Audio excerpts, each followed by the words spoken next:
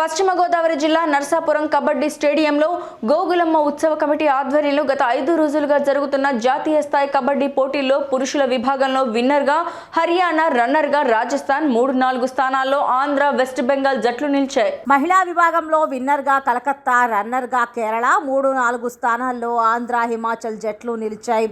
Finals ఆదివారం అర్ధరాత్రి వరకు జరిగాయి.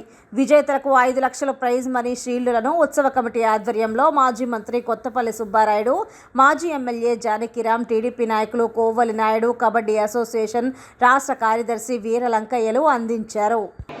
క్రీడాకారులందరికీ కూడా నా తరపున, మీ తరపున, మనందరి తరపున కూడా వారికి కూడా ప్రత్యేకమైనటువంటి అభినందన తెలియపరుస్తున్నా.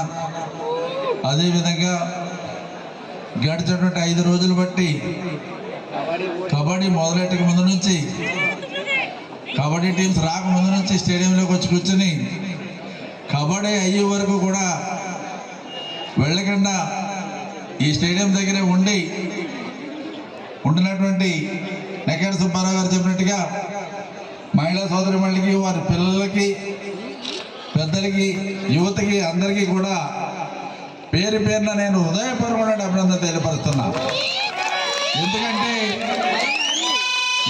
మేము ఏ ఉద్దేశంతో, ఏ ఆశయంతో ఈ కబడ్డీ టోర్నమెంట్స్ నిర్వహిస్తున్నామో మా యొక్క ఆశయాన్ని నెరవేర్చే విధంగా మీరందరూ కూడా వేలాది మంది ప్రతినిత్యం కూడా వేలాది మందిగా వచ్చి వేరే చోట్లకి వెళ్ళకుండా, వేరే కార్యక్రమాలకు వెళ్ళకుండా, జేబులోంచి ఒక్క పైసా కూడా పాడవకుండా, ఒక్క పైసా కూడా ఖర్చు కాకుండా ఉదయం నుంచి సాయంత్రం వరకు కుటుంబాలతో వచ్చి మరి అందరూ కూడా ఈ కార్యక్రమాన్ని సక్సెస్ చేస్తూ మీరు ఆనందంగా ఉంటున్నందుకు ప్రత్యేకంగా అభినందన తెలియపరుస్తున్నా.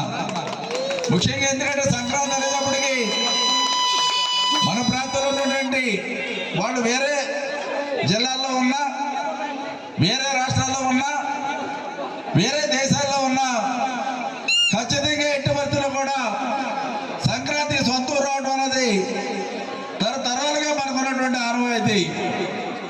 ఆ సందర్భంగా సొంత ఊరు వచ్చినప్పుడు వాళ్ళకి ఎటువంటి ఇబ్బంది లేకుండా, ఎటువంటి ఆటంకం లేకుండా, వినోదాన్ని తిలకించేటప్పుడు ఎటువంటి ఆకతాయి కార్యక్రమాలు జరిగేటువంటి అవకాశాలు లేకుండా మనం ఇక్కడ కబడ్డీని ఏర్పాటు చేసి మరి కుటుంబాల సమేతంగా పిల్లలతో వచ్చి, తల్లిదండ్రులతోటి, అత్తమామతోటి, బిడ్డలతోటి వచ్చి మరి కార్యక్రమాన్ని తిలకిస్తున్నటువంటి విషయాన్ని నేను చాలా గర్వపడుతున్నాను, ఆనందపడుతున్నాను అని ఈ సందర్భంగా నేను మీ అందరూ కూడా తెలియపడుతున్నా.